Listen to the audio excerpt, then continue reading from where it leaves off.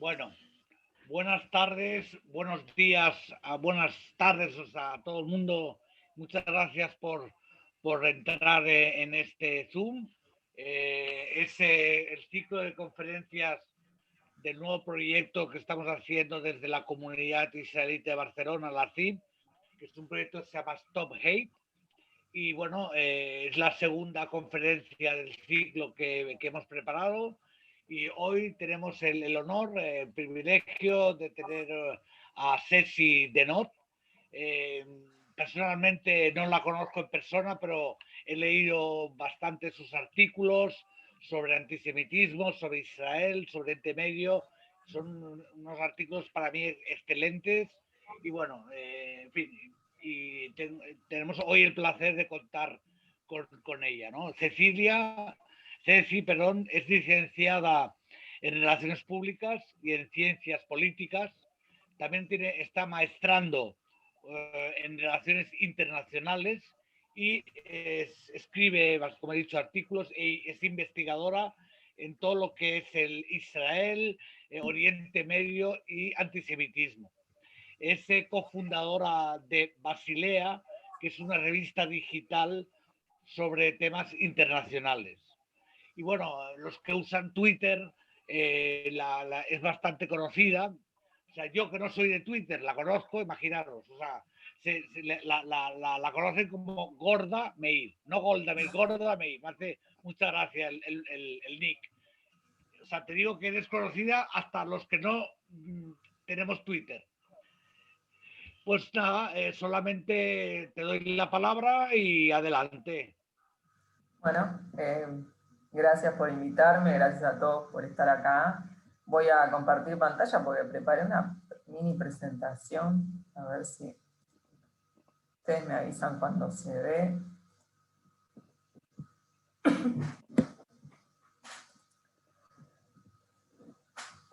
Básicamente de lo que voy a hablar un poco hoy es de antisemitismo y teorías conspirativas. Yo voy a presentar un poco primero qué son las teorías conspirativas, por qué resultan tan atractivas, por qué se están masificando tanto y por qué considero que todos los discursos conspirativos son súper peligrosos para el antisemitismo y por qué creo que el antisemitismo es en sí una teoría conspirativa, sino la madre de todas ellas, de las que se derivan todas las demás. Entonces, primeramente, me parece que es interesante conocer un poco qué es una teoría conspirativa. Las teorías conspirativas son básicamente, o se pueden definir básicamente como explicaciones muy simplificadas de eventos complejos.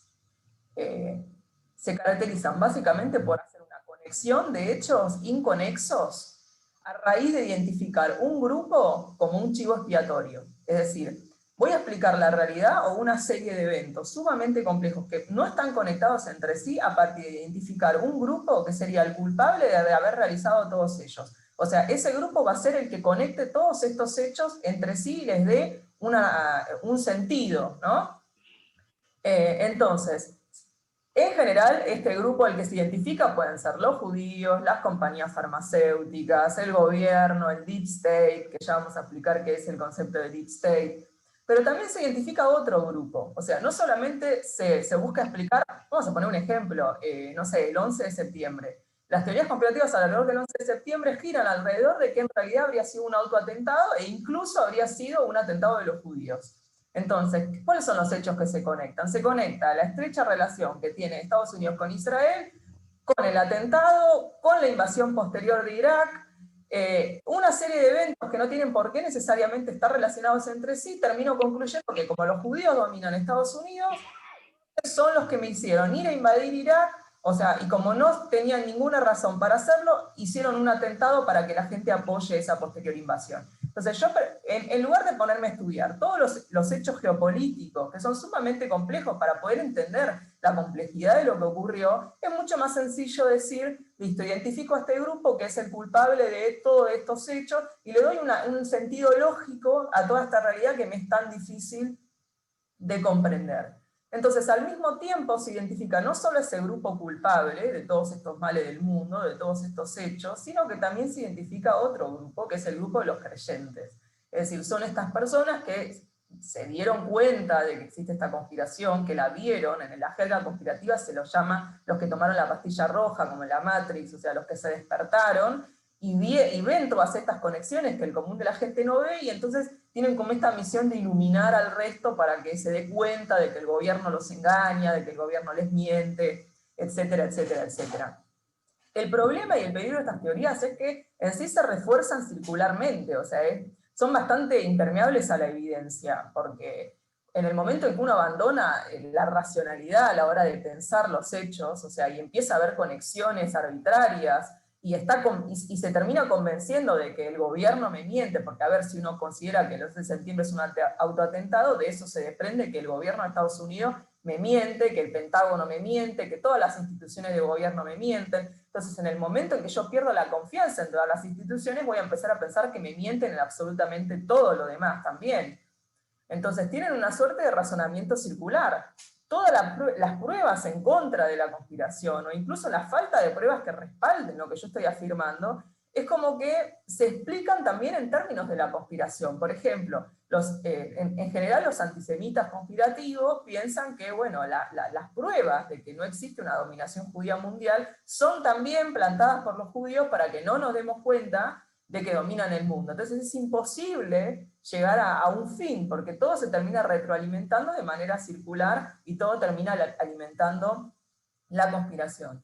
Lamentablemente, si bien antes uno pensaba en las teorías conspirativas como algo que pertenecía a grupos marginales, o sea, eran loquitos de internet o gente que se juntaba en blogs a hablar sobre la Tierra plana, la realidad es que son cada vez más populares. No necesariamente todo el mundo que cree una teoría conspirativa es un loco que piensa que, no sé, una secta satánica domina el mundo, pero el pensamiento de empezar a desconfiar del relato oficial, si se quiere, de empezar a pensar que hay algo más, es cada vez más popular. En los Estados Unidos, por ejemplo, hay diversos estudios que dicen que por lo menos toda la mayoría de la población creen al menos en una teoría conspirativa, y cada vez más hay gente que empieza a creer más, porque la realidad es que, como veníamos diciendo, en el momento en que yo empiezo a creer o sea, a aplicar este tipo de lógica para pensar ciertos eventos, es muy fácil terminar aplicando la misma a otros eventos. Por ejemplo, la gente que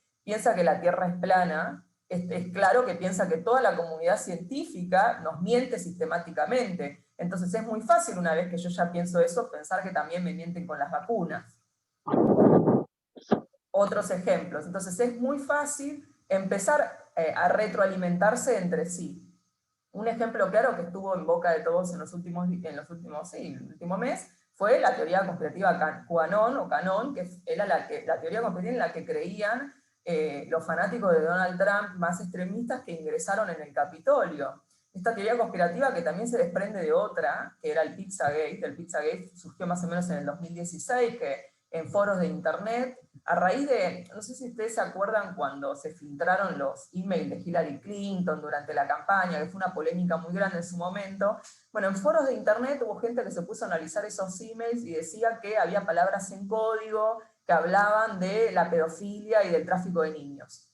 Entonces se llegó a la conclusión de que el Partido Demócrata tenía una red de tráfico de niños y de pornografía infantil clandestinamente, y que incluso llegaron a identificar una pizzería como el lugar donde se llevaban a cabo las operaciones, al punto que un hombre fue y manejó desde Carolina del Norte hasta Washington, D.C. para ir a esa pizzería y abrir fuego, porque realmente pensaba que ahí se estaban explotando niños. Esa teoría perdió un poco de fuerza y apareció QAnon en los mismos foros a raíz de que un usuario anónimo, apareció un usuario anónimo llamado Q, diciendo que tenía, digamos, que era un alto funcionario del gobierno de Trump, que tenía permiso para acceder a secretos de Estado, y que afirmaba que el gobierno de Trump, en las sombras, digamos, estaba llevando a cabo una batalla contra el Deep State. La idea del Deep State en las teorías conspirativas tiene que ver con esta idea que en realidad los funcionarios que uno vota no son los que realmente gobiernan. Hay en realidad un estado profundo, que son los que realmente mueven los hilos, muchas veces judíos se identifica, que son los que verdaderamente gobiernan. O sea, que nosotros votamos marionetas del verdadero poder que está en las sombras y nosotros no lo vemos. Entonces, este usuario anónimo que había aparecido en los foros afirmaba que era un alto funcionario del gobierno de Trump y que el gobierno de Trump estaba llevando una batalla secreta contra este Deep State para poder liberar a los Estados Unidos de estos intereses que gobernaban en las sombras. Y que eran el Partido Demócrata, por ejemplo, los Clinton, los Obama, Soros, los Rothschild, todas estas personas que se dedicaban a la pedofilia y al satanismo, y que Trump secretamente llevaba a cabo una batalla. Y por eso lo querían. Por eso es que después terminaron entrando al Capitolio, porque a ver, unas horas antes de que ocurrieran estos hechos, Donald Trump le habló a sus fanáticos y les dijo que lo querían voltear, que le querían robar las elecciones y que había que frenarlo como sea. Entonces, si uno se pone en el lugar de personas que realmente creen que hay una secta satánica gobernando el país y que Trump está luchando en secreto contra ellos y le quieren robar la elección, entonces en ese marco se entiende más por qué estas personas sintieron necesidad de entrar para detener esto como de lugar. De ahí, obviamente, la irresponsabilidad del presidente y también una llamada de atención de que estas teorías no son unos loquitos de internet, tienen consecuencias. Un hombre fue a una pizzería, abrió fuego. Estas personas sienten que les están robando el país y sintieron que entrar al Capitolio y generar violencia contra los congresistas electos era la manera de detener este robo. Entonces, tienen consecuencias en la realidad para los judíos, está claro, lo vamos a ver ahora, pero ¿por qué es necesario tomarlas en serio? Y uno a veces se ríe, el terraplanismo, qué gracioso, pero cómo este tipo de lógica se extiende rápido, porque yo empiezo por una teoría conspirativa y rápidamente puedo empezar a creer en las demás, y cómo tienen consecuencias en la vida real y en las instituciones democráticas, porque si yo creo que las elecciones no sirven porque el gobierno esta secta, que no importa quién elija, si van a gobernar ellos, si yo pienso que los médicos me mienten, entonces no me tengo que vacunar porque me quieren inocular algo, si yo pienso que el gobierno me miente porque me venden que el 11 de septiembre fue un atentado islámico y en realidad lo hizo el gobierno, desconfío de todo el proceso democrático, desconfío de todas las instituciones, desconfío de toda la comunidad científica. ¿Y qué se produce en la práctica? Que la gente no se vacune y vuelven a aparecer enfermedades que estaban erradicadas, que la gente no va a votar, que la gente abre fuego en pizzerías o se cuela al Capitolio para detener el proceso electoral de los Estados Unidos. Entonces, no es algo para tomar a la ligera, y ahora que cuando lo empecemos a relacionar con el antisemitismo vamos a ver por qué para nosotros especialmente no es algo para tomar a la ligera. Y esto, bueno, lo que dice acá, que no solucionan no proporcionan ninguna solución concreta, porque, a ver, si yo afirmo que las vacunas nos quieren inocular, no sé qué cosa, y en realidad no funcionan, no proporciono ninguna solución concreta a los problemas que tenemos, más bien lo contrario, porque un montón de esfuerzos y recursos que podrían estarse utilizando en investigar para generar nuevas vacunas, se tienen que utilizar para desmentir a los antivacunas. Entonces termina siendo incluso contraproducente. ¿Y por qué resultan tan atractivas? O sea, ¿por qué se expanden tanto? Primeramente por lo que veíamos recién, o sea, simplifican eventos complejos. Es mucho más sencillo para mí pensar bueno, no sé, los judíos controlan el mundo y por eso pasa todo lo que pasa, que realmente ponerme a pensar digamos, todo el engranaje de hechos geopolíticos, económicos, sociales que tienen lugar, políticos, que llevan a que ocurran las cosas que pasan. Es mucho más sencillo reducir todo a estas películas, porque en cierta forma, y el segundo punto tiene que ver con eso, es reducir la realidad a buenos y malos, que lo vemos mucho en el conflicto árabe-israelí. En lugar de sentarme a estudiar el conflicto, la historia de Medio Oriente, qué es lo que ocurre, es mucho más sencillo presentar como que, bueno, había un pueblo ahí tranquilo, en paz, y llegaron los malos, y le robaron la tierra, y todo lo que ocurre tiene que ver porque Israel es malo, malísimo, y los pobres palestinos, que no tienen agencia, no tienen responsabilidad, son simplemente receptores de la maldad ajena, es mucho más fácil estudiar el conflicto así. O sea, me quedo mucho más tranquilo, siento que estoy defendiendo a los buenos y listo.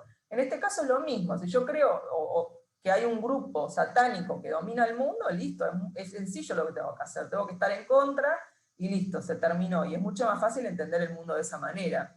Y esto también lleva a sentirse bien consigo mismo, porque me siento que yo veo cosas que los demás no ven, mientras que la mayoría de la gente está engañada por el relato oficial, por las mentiras del gobierno. Yo soy un iluminado que vi 2 videos de YouTube y descubrí que en realidad hay un complot satánico y entonces yo tengo hasta la casi función cuasi divina, ¿no? De ir a iluminar al resto de las personas con esto que yo ya supe, casi como el que sale de la caverna platónica y tiene que accede a la verdad y tiene que volver a liberar a los otros. Y proporciona sentido de pertenencia. Porque, a ver, los supremacistas blancos van a internet, hablan de la conspiración judía mundial y se encuentran que hay otros supremacistas blancos que piensan lo mismo y se arman, se juntan en estos foros, se retroalimentan entre sí, se sienten parte de un grupo, y por eso es que muchos investigadores de teorías conspirativas afirman que son un elemento central a la hora de reforzar las creencias del grupo, no solamente la identidad del grupo, sino las creencias y la ideología del grupo, y al mismo tiempo un factor clave en la radicalización de los grupos. Esto también lo podemos aplicar a otros grupos. O sea, si pensamos en el radicalismo islámico, también podemos pensar en teorías conspirativas, porque ellos también consideran que los judíos dominan el mundo.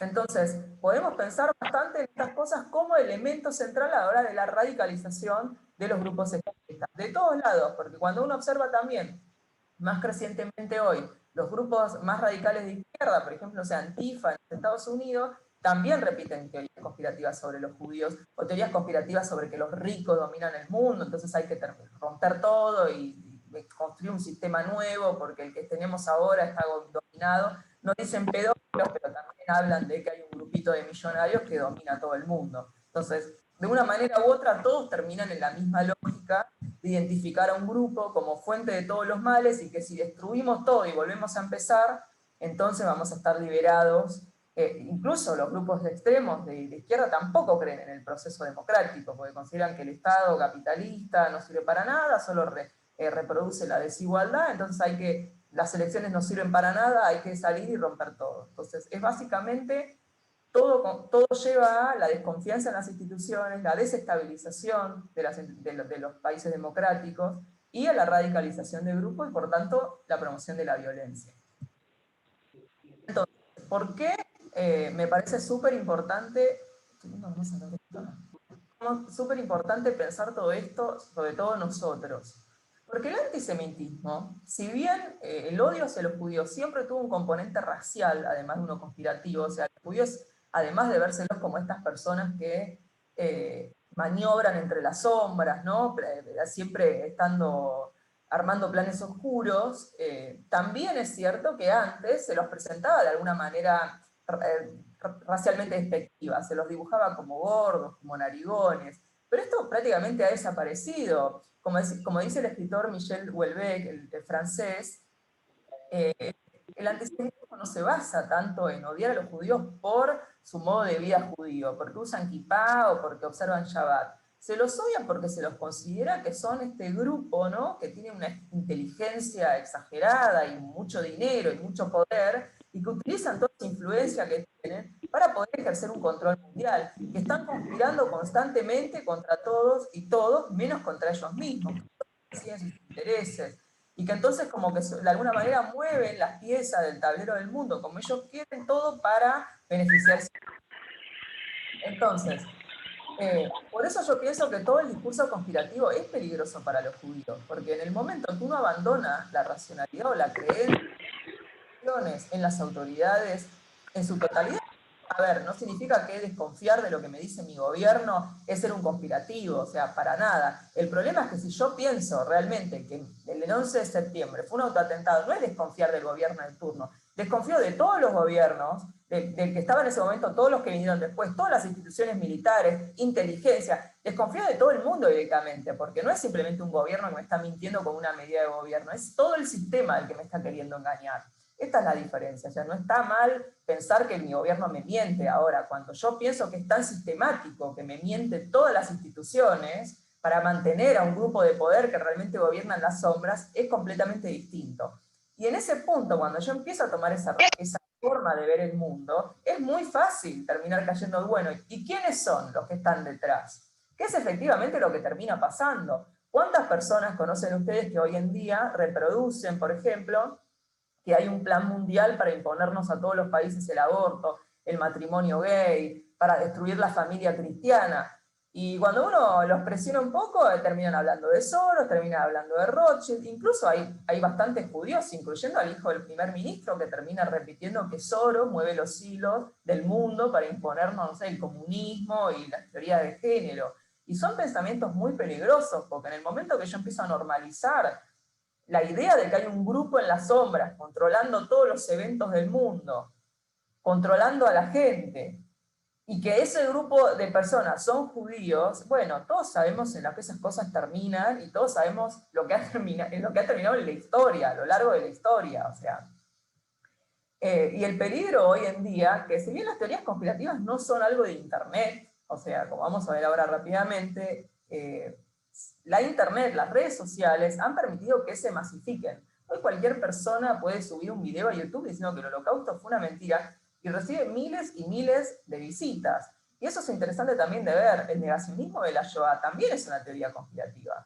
Porque si yo pienso que el holocausto no ocurrió, entonces, ¿qué es lo que estoy diciendo? Que todo el mundo me está mintiendo. Todos los gobiernos del mundo que recuerdan el holocausto mienten, todos los judíos mienten. Entonces, es un pensamiento conspirativo, que hay un poder que me está engañando, me está vendiendo ese hecho para poder justificar de esa manera otros hechos que vinieron después. Entonces, es un pensamiento sumamente conspirativo. O sea, fíjense que hasta el antisemitismo más burdo tiene un componente conspirativo crucial. Por eso hay que estar atentos a todas las teorías conspirativas, aún aquellas que parecen totalmente inocentes. Y justamente este es el peligro del antisemitismo. Al ser más que nada una conspiración, más que algo asociado a lo étnico, a lo racial, es que tiene el potencial de convertirse en odio genocida, siempre. Porque si yo creo que son los judíos los que están detrás de todas las desgracias del mundo, no es muy difícil pasar, bueno, ¿qué es lo que tenemos que hacer para solucionar entonces todos los problemas del mundo? Que es efectivamente lo que ha pasado en muchos momentos de la historia. O sea, si nosotros repasamos un poco, yo acá hice más o menos una línea de tiempo para pensar todos los prejuicios antisemitas que conforman la gran teoría conspirativa antisemitismo, cómo se fueron apareciendo a lo largo de la historia, uno va a ver que todas estas ideas sobre los judíos llevaron a las expulsiones de los judíos de Europa, a masacres, a pogromos y obviamente al holocausto. O sea, ¿qué pensaban los nazis de los judíos? Que dominaban el mundo, que los habían apuñalado por la espalda, que los habían traicionado y por eso habían perdido la Primera Guerra Mundial,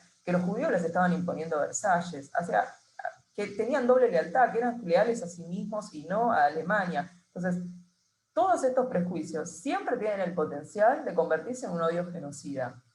Entonces, por eso es que el antisemitismo es tan peligroso y al mismo tiempo tan difícil de combatir, porque es como un comodín, de cierta forma. Yo siempre puedo explicar cualquier problema, desde el hundimiento del Titanic hasta el 11 de septiembre, hasta la peste negra y el coronavirus, hablando de que los judíos tienen la culpa. Entonces, es muy peligroso, sobre todo hoy, que todos los anticuerpos que se habían construido contra el antisemitismo, si se quiere, después de la Segunda Guerra Mundial, están empezando a resquebrajarse por diversos motivos, pero uno que me parece muy importante mencionar es que la izquierda, el progresismo, era un elemento central para el combate del antisemitismo, y hoy en día la izquierda y el progresismo están también cobrando cada vez más un discurso conspirativo y justificador del antisemitismo alrededor de Israel. Entonces, antes de llegar a eso, rápidamente, como para repasar un poco cuáles son los prejuicios que fueron conformando lo que hoy tenemos como gran teoría antisemita, siempre menciono primero el antisemitismo cristiano, o sea, muchos prejuicios judeófobos que tenemos hoy en día, o sea, se remontan al nacimiento del cristianismo. La acusación de que los judíos habían asesinado a Jesucristo, o sea, la teología de los primeros cristianos le dio un fundamento muy importante a muchos prejuicios antisemitas que tenemos hoy.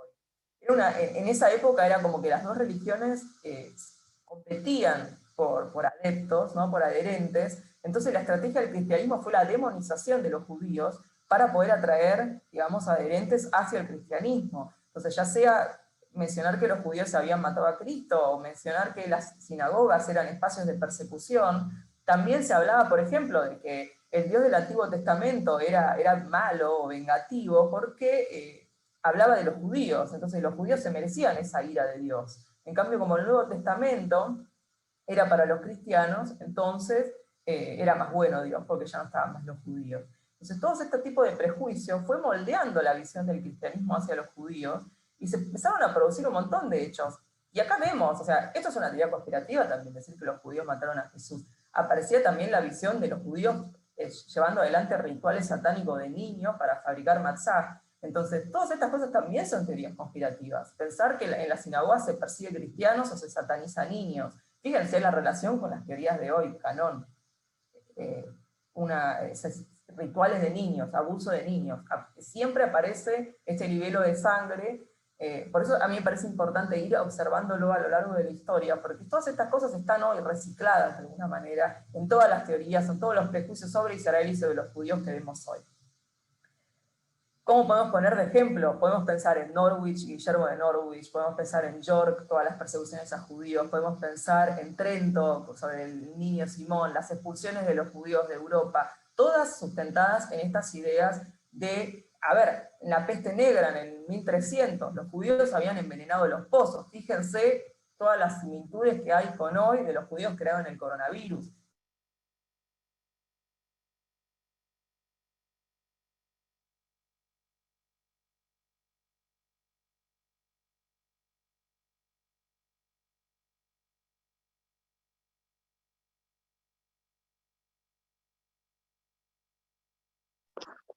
Se colgó. Hola, no se te oye. Se colgó. Algún problema hay, creo. Ceci, se te ha quedado la pantalla congelada. Ahora entrará. Pido disculpas. Algo le ha pasado a ella, ahora entrará. Se ha caído del programa. Se me cortó internet, ¿se me ve? Internet. Ok. Ahora sí que se te oye. Ahora sí, perfecto. Bueno, ¿dónde? Pero un momento. ¿Dónde estás? A ver si puedo compartir de nuevo. Ahora ya está. Ya te veo. ¿Hasta dónde Adelante. se escuchó? No. Solo tranquila. Sigue. Pero venía hablando de los... con el tema de la peste negra, el coronavirus, en fin. No estaba se hablando de cortó los casi protocolos. nada, de verdad. Estaba hablando de los protocolos, no sé si eso llegó, repito rápidamente. Repite mejor. Dale, quería hablar, a ver, el segundo punto que marqué es todo lo que es el antisemitismo ruso-soviético. Primeramente, la aparición de los protocolos de los sabios de Sion, que bueno, es un panfleto que publica en 1903 la Rusia zarista para demonizar al movimiento bolchevique, para asociarlo con los judíos, con algo cuasi extranjero. Y en estos panfletos se establecía que los judíos buscaban el control mundial, que manejaban la prensa, las economías del mundo, que incluso estaban detrás de movimientos contradictorios, o sea que promovían el comunismo, pero también promovían el capitalismo, para engañar a los gentiles de alguna manera, los acusaban de la usura. Posteriormente vamos a tener todo lo que fue la campaña antisionista de la Unión Soviética, que va a moldear muchísimo las ideas que la izquierda tiene hoy sobre Israel, sobre todo después de la Guerra de los 6 días, que ahora voy, pero primero viene el nazismo. El nazismo va a tomar todas las ideas, tanto del antisemitismo cristiano como de los protocolos, para hablar, como decíamos antes, de la doble lealtad, de la teoría de la puñalada por la espalda, que era sugerir que Alemania había perdido la Primera Guerra Mundial no porque su ejército había sido derrotado por la fuerza extranjera, sino porque había sido traicionado por gente de adentro, que eran los judíos, que los habían apuñalado por la espalda, que no tenían patriotismo, que eran leales a la judería internacional, mucho más que al propio país. También la idea, obviamente, que veníamos hablando también de culpables de desgracias, de la peste negra, de las guerras, de los atentados. También va a aparecer, que lo vamos a ver ahora, sobre la idea esta de estar detrás del tráfico de esclavos. Incluso acá en Argentina hay quienes sugieren que es Israel y los judíos que estuvieron atrás de los atentados de la AMIA y de la Embajada de Israel. El negacionismo del Holocausto, que veníamos también mencionándolo, que también tiene un montón de elementos conspirativos, porque yo pienso que el holocausto no ocurrió, entonces eso es pensar que un montón de gente me está mintiendo, todos los gobiernos del mundo me están mintiendo.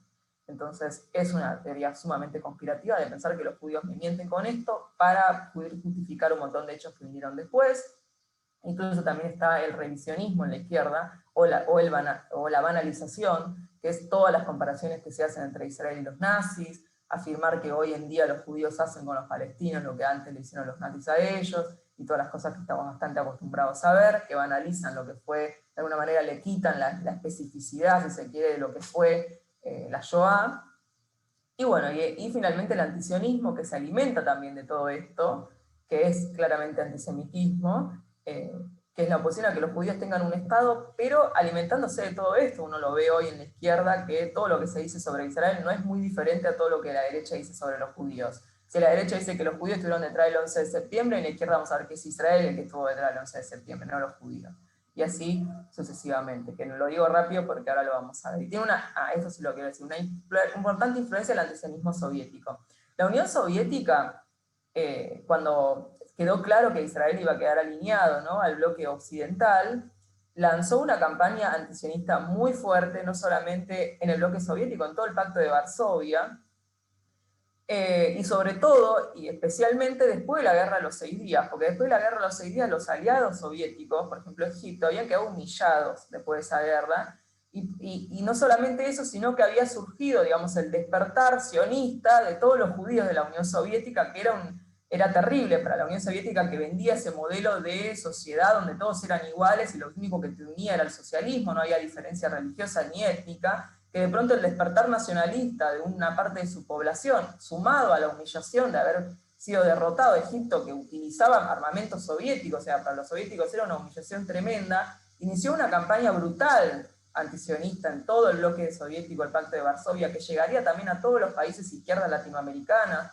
influenciadas por la Unión Soviética o la Revolución Cubana, de igualar el sionismo con el nazismo, el sionismo con el racismo. O sea, lo que buscaban hacer era que dentro de la mente de los soviéticos igualar al sionismo con el nazismo, porque para los soviéticos el nazismo no era solamente la maldad que habían tenido en sí los nazis, sino el sufrimiento que había tenido el pueblo soviético por la Segunda Guerra, los millones de muertos. Entonces, si yo igualaba el sionismo con eso, obviamente iba a despertar un montón de sentimientos negativos de mi población hacia ellos, y de esta manera iba a poder evitar que los judíos soviéticos se quisieran identificar con el sionismo, porque identificarse con eso iba a significar el repudio de todos los demás.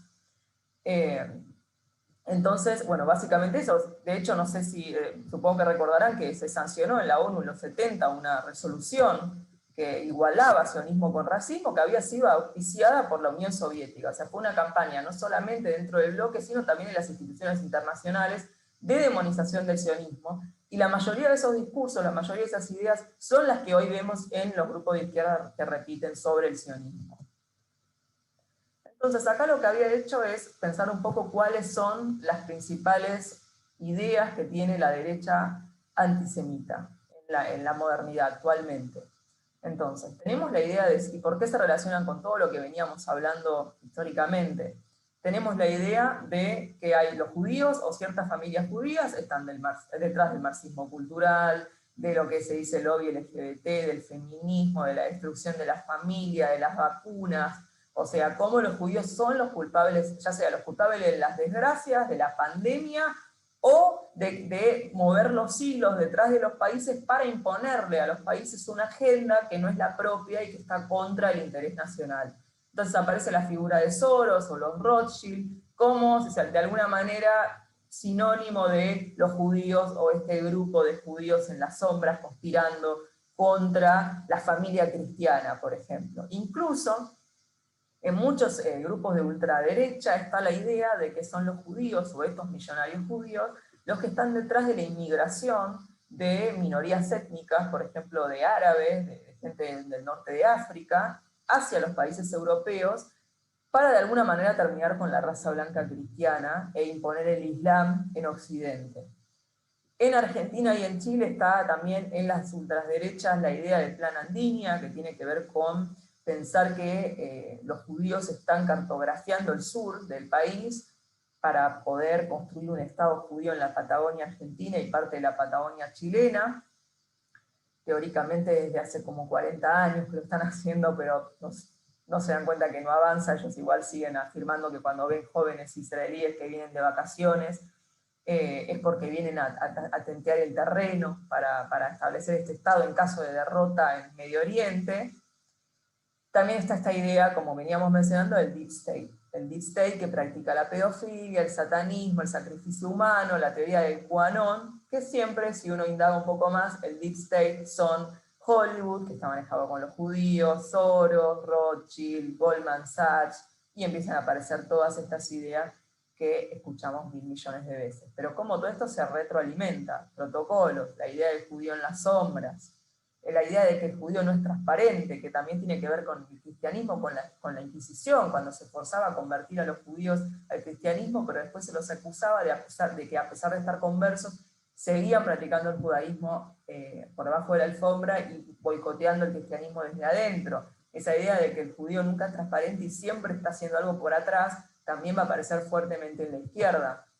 Por ejemplo, cuando se acusa, o sea, el antisemitismo de las izquierdas modernas tiene más que nada, está relacionado a Israel y al sionismo. Es básicamente decir las mismas cosas, pero en lugar de usar judíos, en lugar de usar judaísmo, es usar sionismo y sionismo por Israel. Pero son básicamente las mismas cosas. ¿Por qué? Por ejemplo, en las izquierdas aparece la idea de que Israel entrena a las policías del mundo, especialmente a las de Estados Unidos, para oprimir a las minorías raciales. Entonces, aparece que hay una mano judía detrás del racismo en Estados Unidos, un fenómeno que es sumamente anterior a la existencia del Estado de Israel, pero que además no está relacionado con eso. O sea, si uno observa los hechos, incluso sí, hay policías de Estados Unidos que entrenan en Israel, pero son oficiales altos, no los que están a cargo de reprimir una protesta, por ejemplo, y además hay cientos de países que tienen entrenamientos conjuntos entre sus fuerzas de seguridad. No hay ninguna manera de probar esto, salvo el pensamiento conspirativo, de ver la mano judía detrás del racismo. Y como veníamos hablando de ver las consecuencias también, hace muy poco en Jersey City, diciembre de 2019, hubo un atentado, un afroamericano abrió fuego en un negocio kosher, matando 4 personas, si no me equivoco, y esta persona creía firmemente que los judíos estaban detrás del racismo en la policía americana que mataba afroamericanos. Entonces, fíjense cómo estas ideas, tanto izquierda de derecha, conspirativas sobre los judíos, terminan teniendo consecuencias. Aparece el BDS, que es la demonización del Estado judío, que hay que llamar a boicotear, no solamente al gobierno de Israel, sino cualquier profesor universitario, cualquier científico israelí que quiera dar una charla es llamado a boicot. Se presiona a los artistas que no vayan a cantar o a actuar en Israel, o jugadores de fútbol para que no vayan a jugar un partido. La utilización, ¿no?, de palabras como el apartheid. Y otra idea, que también es importante pensar esto bien de los protocolos, es pensar, AIPAC, que es el lobby más importante pro-Israel en Estados Unidos, todos los sectores de la izquierda en Estados Unidos están afirmando que cualquier persona que apoye a Israel está pagada por AIPAC. Entonces, esta idea, ¿no?, de los judíos pagando y comprando voluntades para defender intereses que no serían los intereses de Estados Unidos. También en la izquierda está fuertemente la idea del interseccionalismo, que es dividir al mundo en opresores y oprimidos.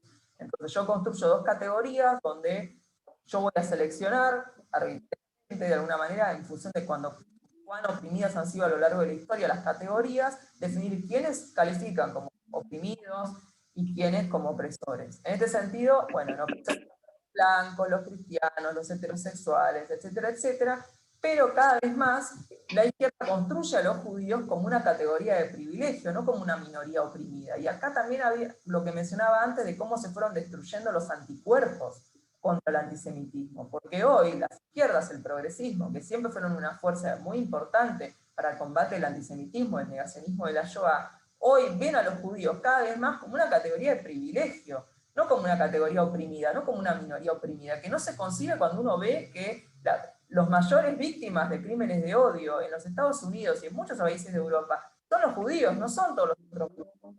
Sin embargo, esto queda eliminado de la escena y se ve a los judíos como privilegiados, como blancos, como gente que tiene plata, como colonialistas en el Medio Oriente. Entonces, fíjense cómo estas ideas empiezan a coincidir con las ideas de la derecha, los judíos como personas con plata, como personas con poder, como personas privilegiadas.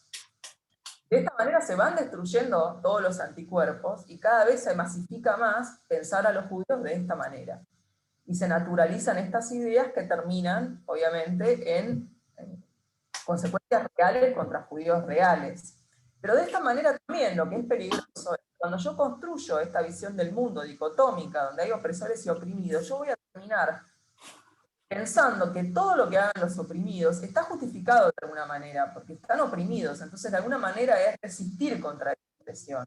Y todo lo que hagan los opresores está mal, porque son privilegiados y lo hacen en base a su privilegio o en base a la posición de poder. Entonces, si los palestinos hacen un atentado terrorista, es resistencia, está justificado, no hay que condenarlo, hay que relativizarlo, y de cualquier manera, si Israel se defiende, no tiene derecho a hacerlo porque, no sé, pongamos las excusas que realmente dan, porque está ocupando tierras, porque tiene plata, porque es una potencia militar, y al mismo tiempo lo podemos trasladar a nivel países. También se identifican los países que son privilegiados y cuáles y opresores y los que no lo son. Entonces, de esta manera también se empieza, por ejemplo, a justificar regímenes como el iraní o incluso organizaciones terroristas como el Hezbollah, como Hamas, porque se los ve como, bueno, países que están resistiendo el imperialismo americano, organizaciones que están resistiendo el imperialismo occidental o israelí. De esta manera se justifica, incluso van a encontrar un montón de gente que justifica el Hezbollah como una organización que se surge para resistir la ocupación sionista del sur del Líbano. Entonces, todas estas cosas, todas estas maneras de pensar la realidad terminan justificando el antisemitismo, pero al mismo tiempo terminan naturalizando la idea de como un elemento poderoso que siempre está defendiendo sus propios intereses y no lo de los demás. Entonces son contrarios, ¿no? Esta idea de si vos defendés a Israel, estás pagado por los judíos, es una idea que hasta hace 10, 15 años yo nunca me hubiese imaginado que las izquierdas la estarían defendiendo, pero hoy estamos en este lugar. Entonces, para mí esto es muy importante de darnos cuenta de que nadie está exento. O sea, muchas veces, sobre todo hoy que quizá la izquierda es más ruidosa en el antisionismo, y uno tiende a pensar, bueno, entonces hoy el antisemitismo. Bueno, la realidad es que no es así. El antisemitismo es transversal a las ideologías. No le pertenece a nadie. Hay épocas o periodos históricos donde está más en un lado que en el otro, pero nadie está exento y no hay que partidizarlo. Me parece que es importante identificar que todos pueden caer, que todas las ideologías terminan naturalizando o pensando ciertas ideas sobre los judíos que son peligrosas. Unos le dicen judío y otros le dicen sionista, pero básicamente las ideas coinciden. Esto es una cosa que me olvidé que quería mencionar. En las izquierdas está apareciendo mucho la idea de que los judíos tuvieron un papel central en el tráfico de esclavos en el Atlántico, que familias muy poderosas judías en Estados Unidos trajeron muchos esclavos de África a Estados Unidos. Y esta es una idea que también repiten los supremacistas blancos. Uno, para decir que los judíos tuvieron parte que ver en el esclavismo, que son privilegiados, que tienen plata y que son blancos, opresores, colonialistas. Y del otro lado, para decir que los judíos estuvieron detrás de traer minorías étnicas a Occidente para reemplazar a los blancos. Pero terminan todos repitiendo las mismas cosas, unos con el lenguaje de la justicia y otros con un lenguaje bien de odio más transparente, pero en sí las ideas o la forma de pensar que se naturaliza es la misma. Y por eso es importante detectarlo en todos lados, y para mí es sumamente importante no partidizar, o sea, estar dispuesto a condenar el antisemitismo no solamente de los otros, porque es muy fácil condenar el antisemitismo si yo soy de derecha, condenar en Ilhan Omar, en Podemos, pero después callarme la boca cuando son los míos los que están diciendo las cosas o cosas igual de graves. O al revés, es muy fácil, yo soy de izquierda, decir que, bueno, mirá, Donald Trump, todos estos supremacistas blancos lo apoyan, o mirá este republicano que es antisemita, lo mismo pasaba acá en Argentina, mucha izquierda era muy vocal para condenar si había algún funcionario de Macri que tenía alguna idea así, pero después se callaban todos la boca cuando pasaban el kirchnerismo. Bueno, esas son cosas que hay que evitar, porque el antisemitismo está presente en todos los partidos. O sea, no significa que todos los partidos son antisemitas por esto, pero que desgraciadamente va a haber siempre algún elemento, algún funcionario, y lo importante es condenarlo, y no solamente condenarlo cuando me conviene a mí y cuando es del otro, sino también tratar de no caer en esto de que la izquierda es antisemitas, la derecha son antisemitas, porque muchas veces se ve eso, ¿no? O sea, incluso el que es mayor, no me sale el intendente de Nueva York, una vez dijo, en su distrito, donde la mayoría de los ataques contra los judíos los llevan adelante minorías étnicas, los afroamericanos o musulmanes, por ejemplo, él dijo que el antisemitismo era un problema de derecha, que no tenía nada que ver la izquierda. Entonces, cómo muchas veces se niega la realidad y no se quiere condenar quizá el antisemitismo de los propios, cuando está tan claro que está ahí, por una conveniencia política, y eso no sirve, porque si uno quiere combatir el antisemitismo es transversal a las ideologías y por tanto el combate contra el mismo también tiene que ser. Yo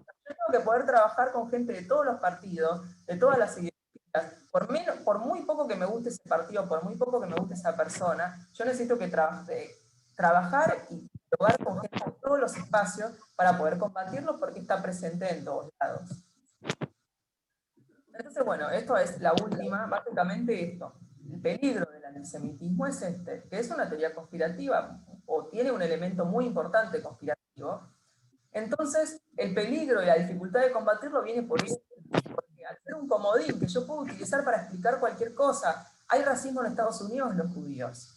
Hay esclavismo en los judíos. Se aprobó el aborto en Argentina, los judíos tuvieron algo que ver. Se hundió el Titanic de los judíos, hubo un atentado de los judíos, hay una pandemia de los judíos. Es tan sencillo explicar todo de esa manera y es tan fácil utilizarlo en cualquier época del mundo. O sea, fijémonos en el 1300, los judíos hicieron la peste negra, hoy, 2021, los judíos están en el coronavirus. Entonces, es tan sencillo explicar todo de esa manera, es el chivo expiatorio perfecto, que se hace muy difícil de combatir, porque en todas las épocas va a haber algunos problemas, incluso las teorías conspirativas aparecen con mucha más fuerza en momentos de incertidumbre, de miedo, una guerra, un atentado, una pandemia, cuando nos falta información, cuando tenemos miedo, cuando hay incertidumbre, es mucho más fácil caer en estas explicaciones, cuando las autoridades no pueden dar explicación porque falta información, porque es una época donde hay mucha incertidumbre, es muy fácil caer en estas explicaciones que nos proporcionan algo de seguridad en tiempos de tanta inseguridad.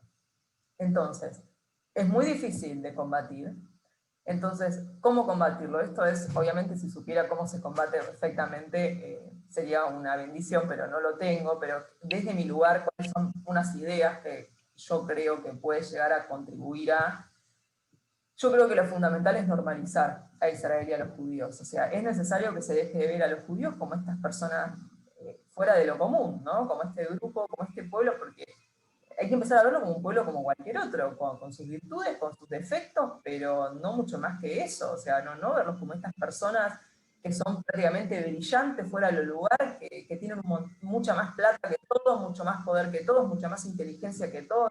La realidad es que no es así. Entonces, hay una necesidad de normalizarlos. Al mismo tiempo en Israel no es este país demoníaco que todo lo que hace, que esto es una cosa que me olvidé mencionar que es muy importante, por ejemplo, la idea de pinkwashing que tiene la izquierda sobre Israel.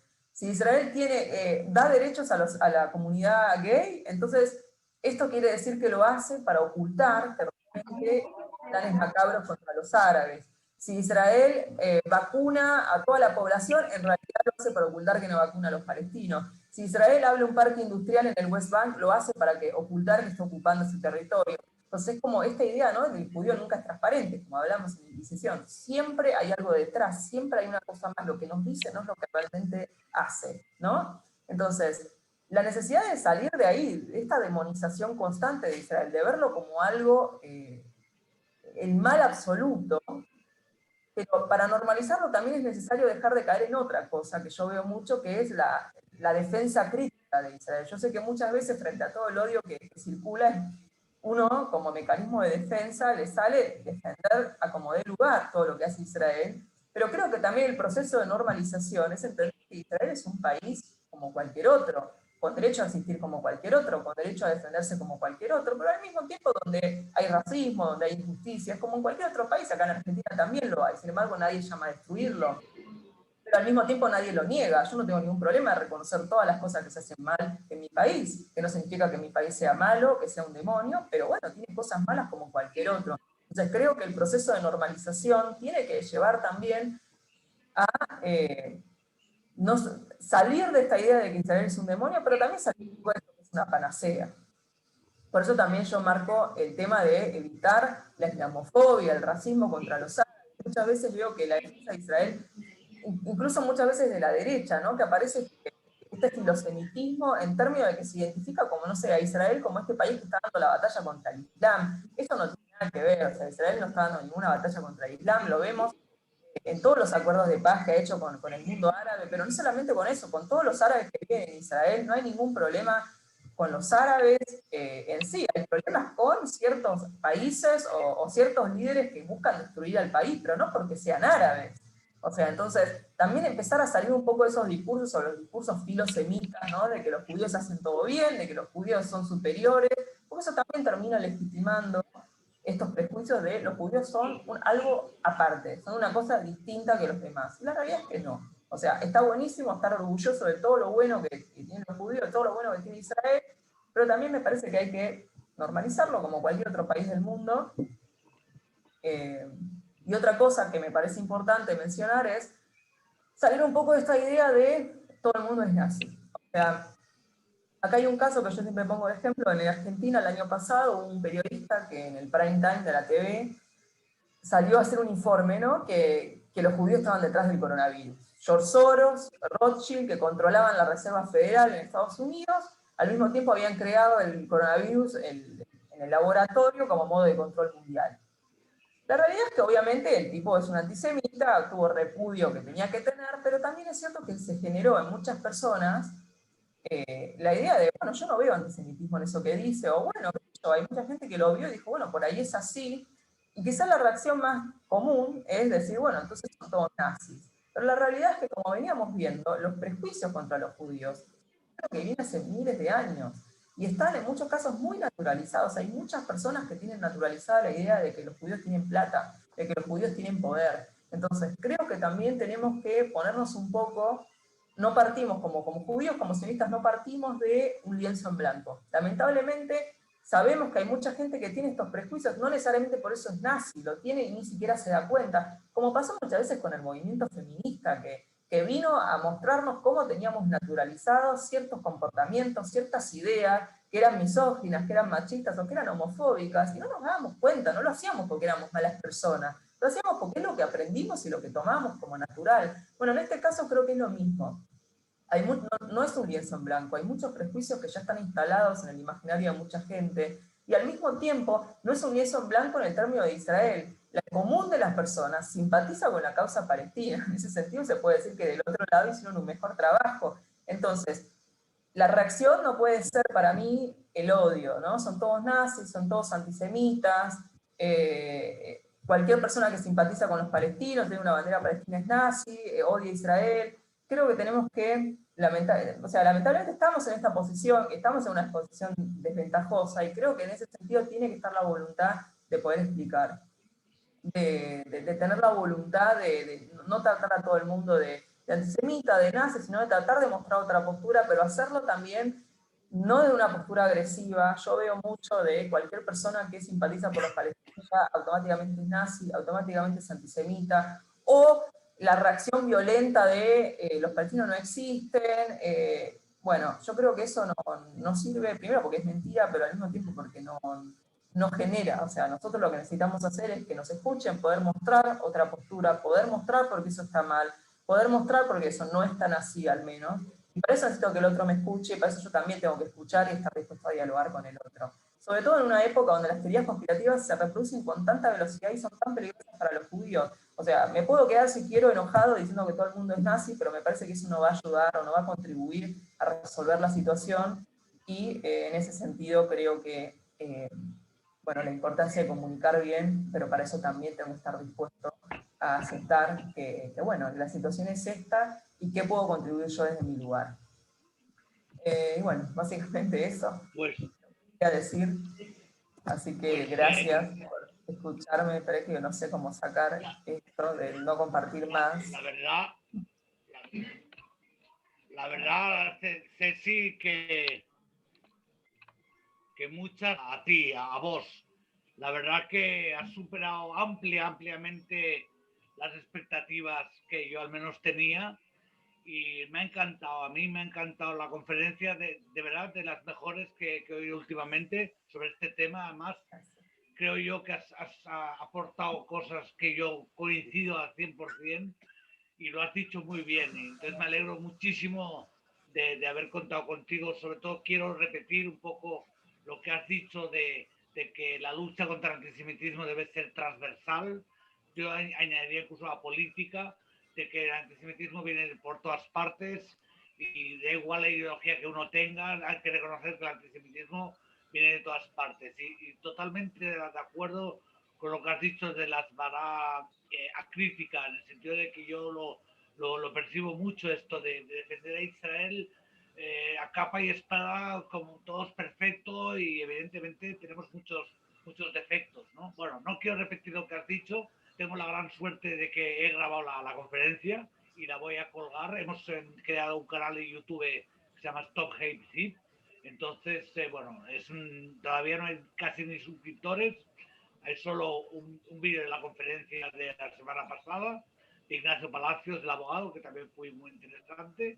Y bueno, de todas maneras, la verdad que estoy encantado. Entonces ahora yo me gustaría abrir un torno de preguntas. Yo he dicho al principio que me gustaría más que las escribierais. Las preguntas sería mejor, más que a lo mejor que haga una intervención, porque a lo mejor se puede alargar un poco.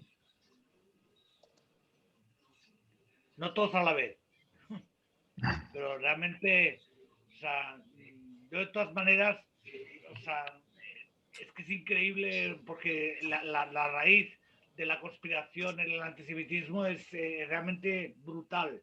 O sea, el nazismo casi podríamos decir que empezó por las teorías conspirativas de los nazis que decían que los judíos controlábamos la economía, venía de los protocolos de adhesión y mira dónde acabó, que fue la mayor matanza de la historia, ¿no?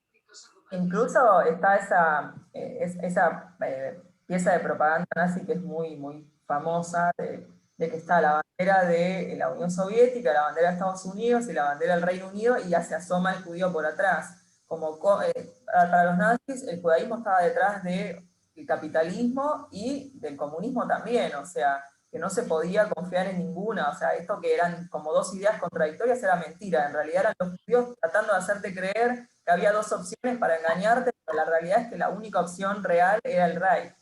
O sea, eso era básicamente, y todas estas ideas están, o sea, siguen estando hoy recicladas de una u otra forma. O sea, cuando uno se encuentra con estos discursos, muchas veces en los discursos sobre Israel, pero sí me parece esto importante, no necesariamente porque alguien está repitiendo esto es nazi. Creo que eso es lo que tenemos que más que nada frenar, porque muchas veces, claro, a mí también me indigna, yo veo cosas que dicen y me dan ganas de decir, pero no te das cuenta que está diciendo cosas que hasta pensaba, no sé, los nazis, pero mucha gente no lo registra, porque lo tiene muy naturalizado, piensa que está diciendo algo de sentido común. Por eso la necesidad de decir, bueno, ¿por qué esto? Un ejemplo, y ya dejo pregunte otro, fue acá la hoy vicepresidenta, pero expresidenta argentina, Cristina Kirchner. Nosotros teníamos un canciller, Héctor Timerman, que era judío, y ella cada vez que hablaba de Timerman decía que es judío, pero también es argentino, decía ella. Y la realidad es que, claro, exacto, generaba mucho... Y es argentino, o sea. Es judío, pero no se confundan que también es argentino, decía ella. Era como que, claro, o sea, mucha gente lo repudiaba y muchos otros decían, pero ¿por qué repudio? ¿Qué es lo que está diciendo de malo? Entonces, claro, mi posición más fácil es decir, bueno, al final son todos nazis. Pero no, bueno, expliquemos qué es la teoría de la doble lealtad, de dónde viene, por qué es peligrosa, qué es lo que pasó. A ver, el caso Dreyfus. O sea, es algo que viene de hace un montón de tiempo. ¿Por qué es peligroso? ¿Por qué a los judíos les hace ruido? Expliquémoslo, la gente en general no lo sabe.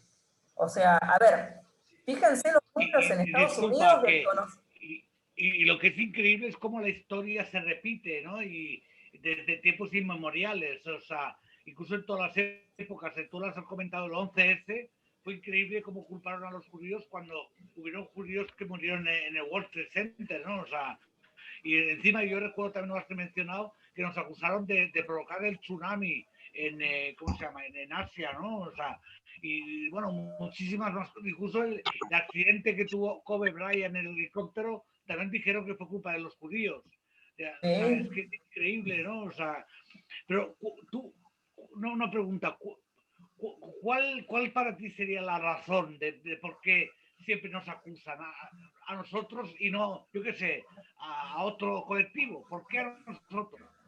Es una pregunta Bueno, difícil, ¿no? Pero, yo creo que, bueno, muchos de los fundamentos del antisemitismo actual surge en los fundamentos de los primeros cristianos, ¿no? Entonces, ya desde ahí quedó la idea de asociar al judío como el homicida, ¿no? El que mató a Jesucristo, el que persigue a los cristianos, el que no dice la verdad. Entonces, eso es algo que se fue reproduciendo.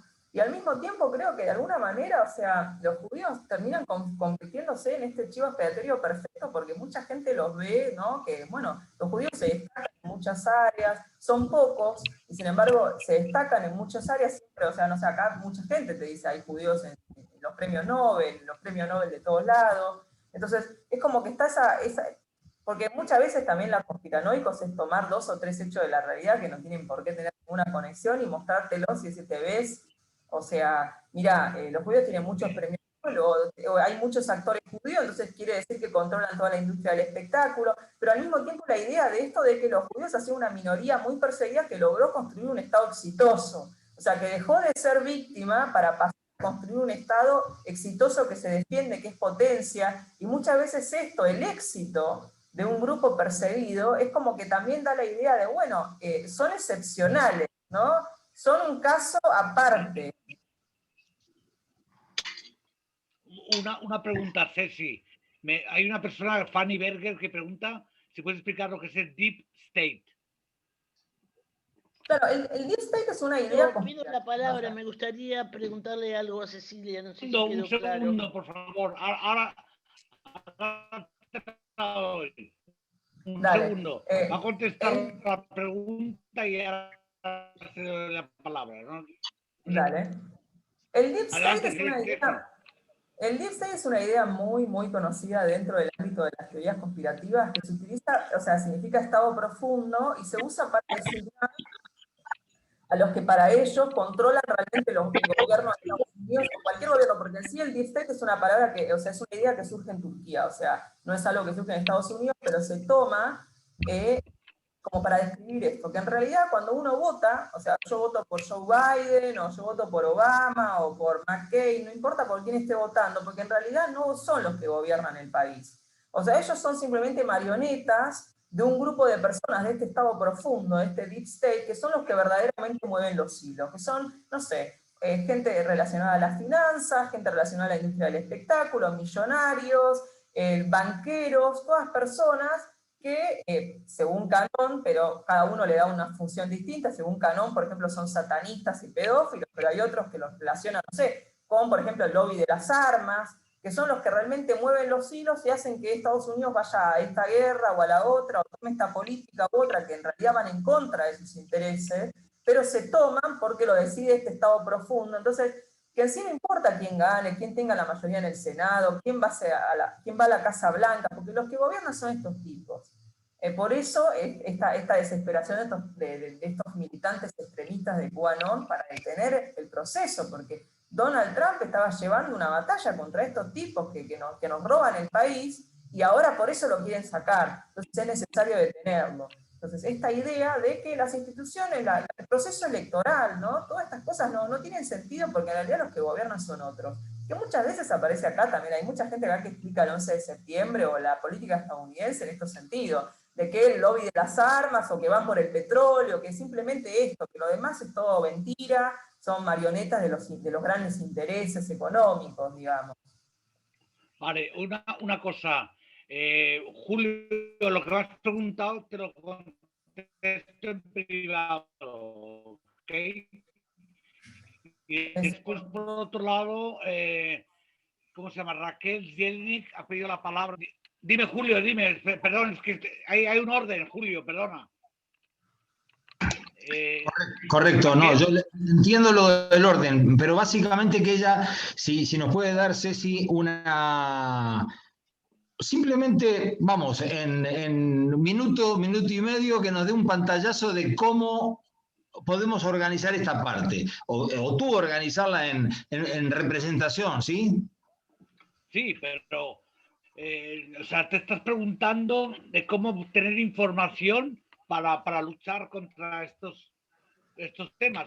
O sea, eso ya será otro momento, Julio, no es de la charla misma, estás hablando de un tema más práctico.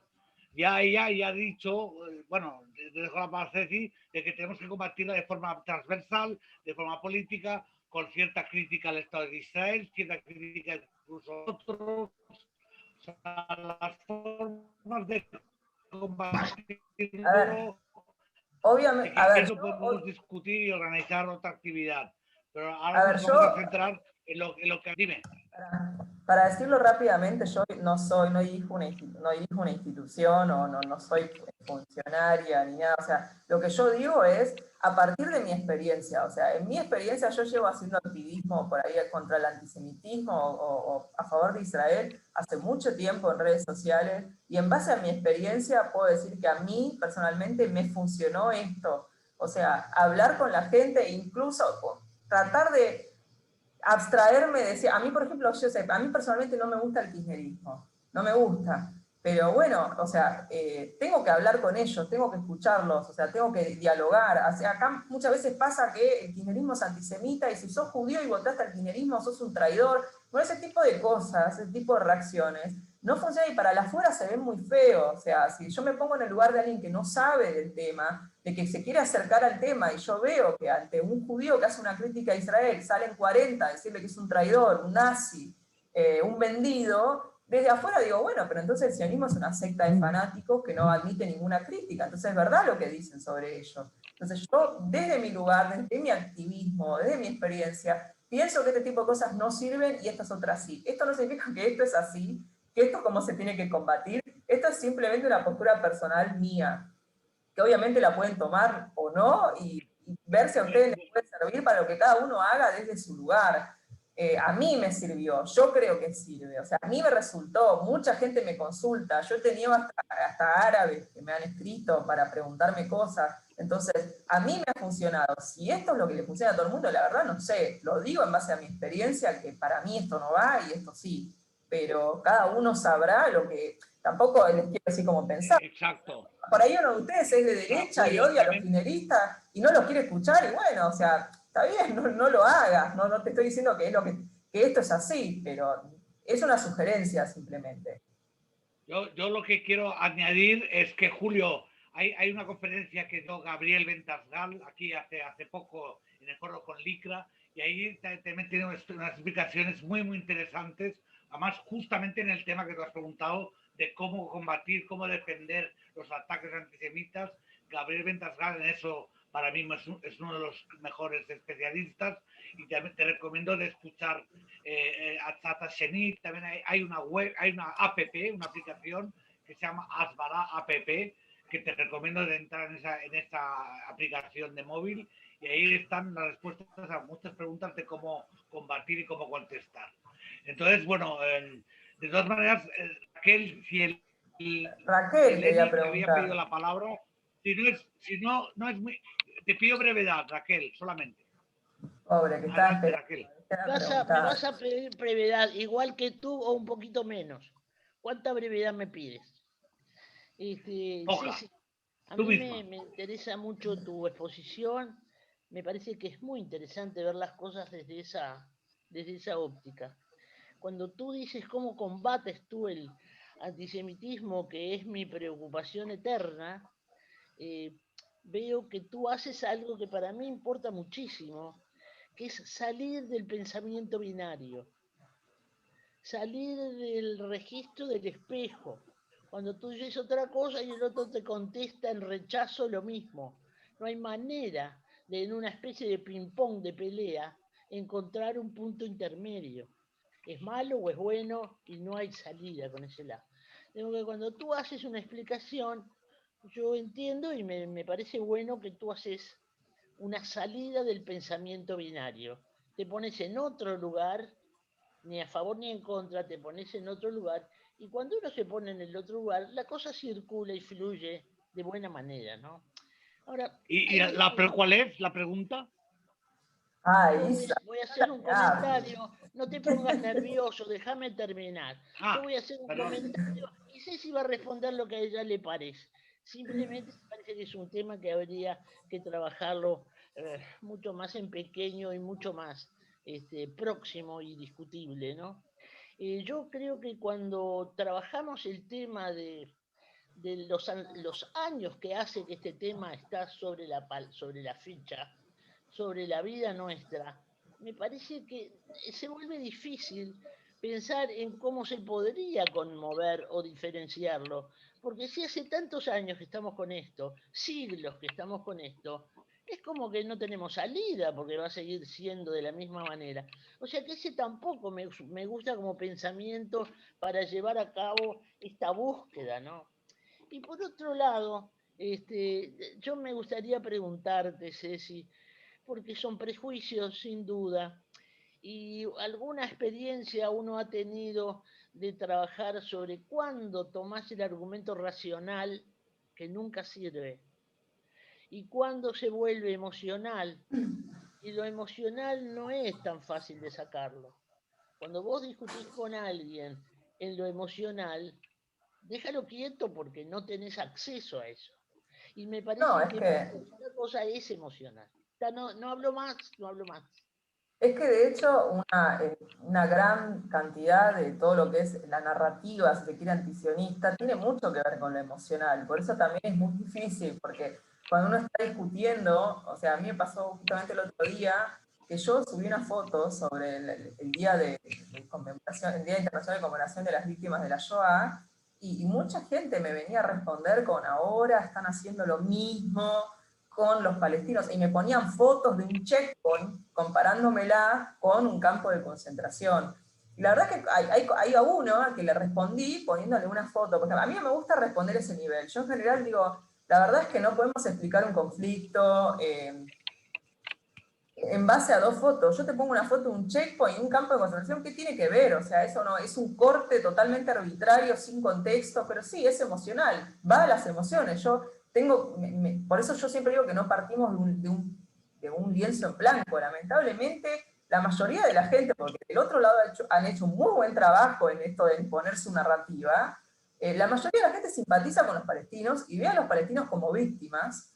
Y por eso yo personalmente creo que una explicación agresiva, responderle a los palestinos, en realidad no existen, son tipos que fueron inventados hace 40 años. Bueno, la realidad es que me voy a generar un montón de rechazo, porque si del otro lado yo tengo un montón de gente que empatiza con estas personas, y yo directamente niego que existan, bueno, obviamente yo voy a terminar quedando mucho peor de lo que, o sea, no logro nada y al contrario, el sionismo queda peor, pues también tengo que tener en cuenta que mucha gente no tiene contacto con judíos o con sionistas regularmente, quizá nunca, y quizás son la primera vez que habla con uno. Entonces, si mi experiencia es, cuando hablé con uno, me respondiste de esa forma, voy a armar mis prejuicios de manera anecdótica, voy a reforzar todo lo malo que ya pienso.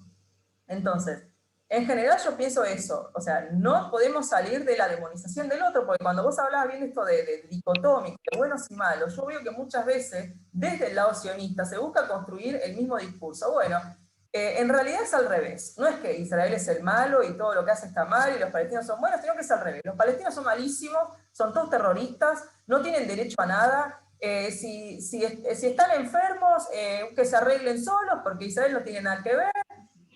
Negar absolutamente no. Yo conozco gente que incluso si usa la palabra ocupación se ofende a muerte, que no podés ni siquiera discutir lo que está pasando en Gaza, o te dice Gaza es un estado independiente, cuando Israel controla el aire, el mar, o sea, hay un montón de cosas que no quieren discutir, y me parece que no es productivo, no lleva a ningún lado, que no significa que reconocer eso, decir que Israel es malo. O sea, es un Estado, como decíamos, como cualquier otro, y que muchas de esas decisiones las toma por seguridad y porque el liderazgo palestino no ha aceptado ninguna solución. Eso ninguna duda, pero hay que reconocerlo, hay que saber reconocer errores, y de esa manera es mucho más factible que el otro me escuche. Pero al mismo tiempo, el otro día, para poner un ejemplo, esta persona que me ponía estas fotos, yo le respondí, bueno, la verdad que si querés discutir ese nivel, yo te puedo poner una foto de judíos masacrados por los nazis, y al lado le puse una foto del Dolfinarium, del atentado al Delfinarium, donde había decenas de cuerpos tirados en la calle, y yo te digo, o sea, yo tranquilamente podría hacerte esto.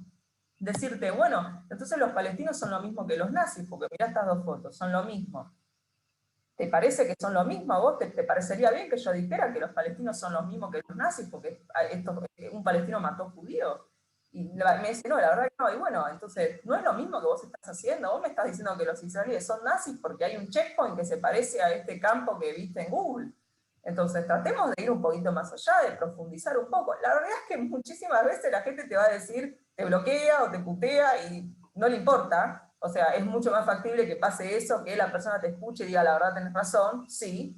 Pero muchas veces uno no está discutiendo tanto con esa persona en sí, sino con los que leen. O sea, hay muchas veces que esa conversación, esa persona por ahí no te prestó atención, te quiso chicanear, le salió mal y se fue a hacer otra cosa, pero hay mucha gente que lo está leyendo desde afuera y dice, che, pará, es verdad lo que está diciendo, porque, a ver, yo estoy poniendo estas dos fotos sin contexto, tratando de hacer una analogía entre Israel y los nazis, bueno, tranquilamente ellos me podrían hacer lo mismo. Entonces, por ahí, salir un poco de eso y, o sea, tranquilamente yo le podría haber respondido a esa persona, sos un nazi, chau, saludos, te bloqueo. Pero bueno, a veces no me dan ganas de responder, otras veces sí, pero creo que muchas veces lee una tercera persona, y a mí sí me ha pasado, por lo menos en mi experiencia, muchas veces que me han dicho, che, la verdad que me dejaste pensando con esto, o la verdad me di cuenta que no sabía nada, o que estaba repitiendo cosas que no sabía de dónde venían, está bueno lo que leí en esa conversación, te puedo pedir más información. Después si la persona sigue siendo antisionista, no sé, no me entero, pero por lo menos sé que cada vez que quiera decir algo le va a quedar, bueno, por lo menos hay otra manera de ver esto, porque está instalado esto de Israel es malo como sentido común. Entonces, la manera de romper con ese sentido común me parece que es desmitificar un poco esto, pero no contando que Israel es la maravilla, que hace todo bien y que es la víctima del mal árabe, sino como es un Estado que está donde hay racismo, donde hay injusticia, donde es verdad que tenés a los militares en el West Bank. Entonces, ¿pasa esto? Sí. ¿Significa que Israel es malo? No, pero significa que no es una maravilla, que es un país como cualquier otro con cosas para mejorar. A ver, tenemos un montón de problemas actualmente con el corona, los ortodoxos no respetan las normas. Entonces, hay un montón de problemas dentro de la sociedad israelí también. No es esta maravilla que me quieren vender de ciertas bará, que a mí no me gusta, o sea, eso también es personal, si por ahí a alguno acá le gusta y la reproduce y está todo bien, yo personalmente creo que no sirve. Pero bueno, sí, Ceci, porque hay mucha emocionalidad. Coincido 1000% con vos. Es que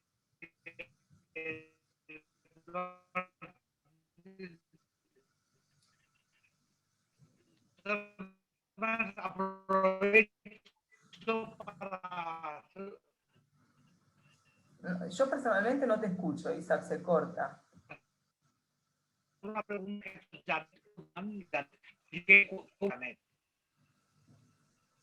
No escucho, se cortó todo, por lo menos para mí, no sé.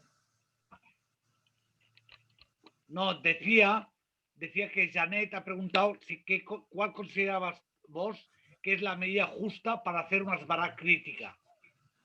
Es decir, o sea, yo estoy plenamente de acuerdo contigo que no hay que decir que Israel es perfecto, que hay que tener muchos defectos, pero creo que la pregunta de Janet viene hasta qué punto podemos decir todos los defectos que tiene Israel o no, o sea. No, a ver, me parece que obviamente yo no voy a salir activamente, yo no lo hago, no es que voy a salir activamente a denunciar todas las cosas malas que hace Israel, no lo hago activamente, pero ahora, si estoy en una discusión, donde a veces que sí, o sea, yo no tengo ningún problema de discutir la corrupción de Bibi o las cosas que hace mal, o sea, me parece que es política israelí, que no tiene nada de malo, hay gente que no lo quiere hacer, tampoco me parece mal, o sea, no me parece mal una postura de decir, bueno, a ver, hay un montón de odio contra Israel, yo no voy activamente a hablar de las cosas malas que hace, no me interesa, prefiero mostrar otra cosa porque creo que no se está mostrando. Me parece totalmente válido. Ahora, lo que yo digo es que cuando alguien me increpa y me dice, está pasando esto, negarlo, no me parece que sea producente. O sea, si no quiero hablar activamente, o sea, a ver, no quiero hablar activamente del bloqueo en Gaza, no me interesa. Pero ahora, si alguien me lo trae, no puedo decirle no existe, che, y Gaza está fenómeno, es un estado aparte, que se arreglen. No, o sea, es verdad que hay problemas, es verdad. Ahora también puedo explicar por qué hay un bloqueo en Gaza. El bloqueo es contra una organización terrorista que gobierna la franja y se puso por seguridad, y por algo también Egipto tiene un bloqueo, no es un delirio israelí. O sea, ahora, es verdad que existe, y es verdad que afecta a la gente de a pie. Ahora, es verdad que la responsabilidad es pura y exclusivamente, o sea, es en gran medida de Hamás, no tengo ninguna duda, pero ¿por qué yo voy a negar de que Israel tiene cierto control? O sea, no entra ni un tornillo a Gaza sin que lo autorice Israel, por ejemplo. Entonces, decir, no, es un Estado independiente que se arreglen solos, me parece una postura simplista. O sea, no tiene nada de malo reconocer que hay problemas, no activamente. Si yo no quiero hablar activamente de esto, no hay ningún problema. Yo en general tampoco lo hago, no voy a hacer un hilo diciendo las injusticias del West Bank. No lo hago. Ahora, si alguien viene y me dice, está pasando esto, no tiene sentido de ponerme a negar o a justificar absolutamente todo. Sí, en Israel pasan estas cosas, pasan como pasan en cualquier país del mundo. A mí me han venido a traer fotos de la policía reprimiendo ortodoxos, como diciendo, esto es lo que hace Israel. ¿Sabes la cantidad de muertos que ha habido en Argentina desde que empezó la cuarentena en manos de la fuerza de seguridad? Más de 90. Entonces, ¿qué me estás diciendo? ¿De que Israel es un país malo porque reprime a la policía? ¿Querés que te empiece a poner ejemplo de Argentina? O sea, pero sería ridículo negarlo, decir, no, bueno, pero no, ¿por qué? Sí, es verdad, pasan cosas malas como pasa en cualquier otro lado, pero ponerme a justificar, o sea, a mí hay veces que he visto gente justificando que, no sé, maten un civil, o sea, había pasado que estaba este palestino que tenía autismo, y que la policía por error pensó que estaba por hacer un atentado y lo mataron, y el tipo no estaba para hacer un atentado, era autista, entonces no había escuchado la orden de detenerse. Sí, disculpa, Ceci, es que hay una pregunta, además me hace ilusión porque es mi primo que vive en Buenos Aires, se llama Sam. Sam, has levantado la mano, adelante con tu pregunta. Bueno, mi nombre es Sam. Como veréis no sé, se me ha cortado. Habla. Es que se me ha cortado. Habla, bueno, hablo de todos modos. Sí. A mi modo de ver, ya sería un logro muy importante que nos vean como un pueblo que no es ni mejor ni peor que cualquier otro. Porque ahora nos están viendo solamente como peores. Entonces ya sería bastante que nos vieran como cualquier otro, con defectos y con virtudes, y no hubiera esa estigmatización respecto de que solamente hacemos cosas que son dañinas para el resto de la humanidad. Habría que empezar por ahí. Y por ahí mi propuesta es muy ingenua, pero la voy a hacer de todos modos. Paralelamente a estas conferencias de esclarecimiento que me parecen fundamentales, posiblemente el gobierno israelí ya habrá considerado esta opción.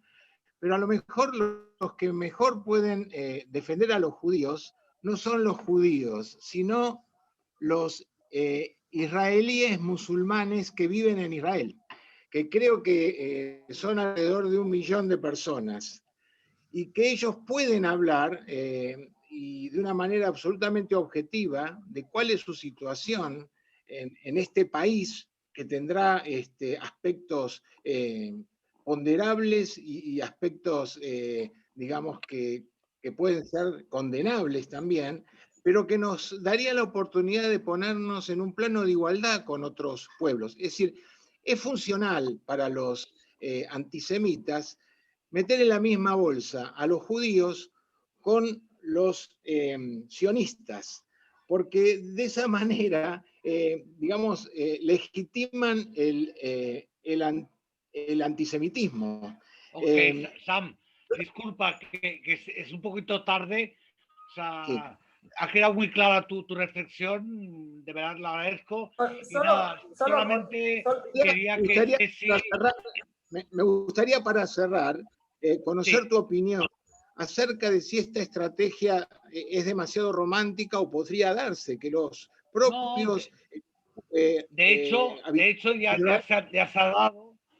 se ha hecho de traer, dijéramos, árabes israelíes que hablen incluso hijos de terroristas de Hamas que han hablado a favor de Israel. Voy a decir una sola cosa. Ya se hacen bastantes cosas en ese sentido. Dime, Ceci, dime. Voy a decir una sola cosa rápido. Creo que es importante eso y creo que se ha hecho muchas veces. De hecho, hay un árabe israelí que estuvo trabajando en Sudáfrica que es bastante activo en redes y tiene un discurso muy, muy interesante. Creo que también es una estrategia importante es empezar a hablar un poco más de los judíos mizrajíes, de los sefardíes, y dejar de asociar que no todo el judaísmo es los ashkenazim que están en Estados Unidos. Por ejemplo, hay muchas cada vez más voces de mostrar la diversidad del pueblo judío también, y mostrar otras historias. Por ejemplo, muchas veces se ignora o se pasa por arriba a todos los israelíes que fueron expulsados de los países árabes. No se habla tanto de ese tema, de los refugiados judíos, pero al mismo tiempo creo que es muy importante todos estos procesos de paz que se están dando, porque hoy están llegando turistas emiratíes a Israel, turistas israelíes a Dubái, con Bahrein lo mismo va a pasar con Marruecos. O sea, la mejor manera de desmitificar y mostrar lo que realmente uno es y de llegar a la paz es esto, que el emiratí vaya a Jerusalén, que vaya a Tel Aviv y vea por sí mismo lo que son los israelíes, lo que es Israel, lo que pasa en Israel. Eso para mí va a generar un montón de vínculos, no solamente económicos, culturales, sino que conocerse en persona y poder desmitificar todo lo que en general te dicen, porque a ver, la mayoría de la gente que habla en contra de Israel en Occidente jamás quiso Israel, no sabe ni lo que pasa. Entonces, acercarse un poco, para eso, para mí es fundamental, o sea, no es solamente que vayan a hablar los árabes israelíes, el emiratí mismo va a visitar Israel y después va a hablar él, y va a decir, no, no es así. Yo cada vez lo veo más, por suerte, o sea, en redes sociales cada vez se ven más, incluso de gente de Arabia Saudita, diciendo, basta, los judíos no son mis enemigos, no es así. Y eso creo que es lo más, es sumamente importante, como vos decís, que empiecen a hablar también otros pueblos, otras personas. A ver, está muy claro, en Occidente hablan mucho los evangelistas a favor de Israel, a mucha gente eso le genera problemas o no le gusta. Yo creo que es importante, o sea, no casarse en el sentido de, listo, o sea, me uno por completo, o sea, tengo que buscar aliados en todos lados, pero sí me parece importante que empiecen a aparecer personas que no son judías y muestren, yo no soy judío, soy sionista y no hay ningún problema, y es súper importante, o sea, en ese sentido, porque justamente, o sea, si Bueno, demonizando a los disculpas, judíos. Es que ha pasado 1 hora y casi 40 minutos y ya tenemos, a mí me sabe muy mal porque la verdad que ha sido muy, muy interesante tu conferencia. La verdad que, en fin, te lo agradezco infinitamente y nada, solamente si quieres despedirte, adelante. Está bien. Ya acabamos. Gracias a todos los que se sumaron y me escucharon y me aguantaron. Gracias. Perdón, Isaac.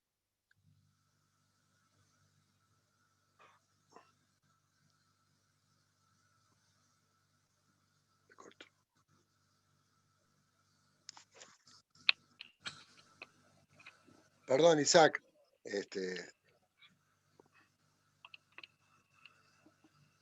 ¿Quién es?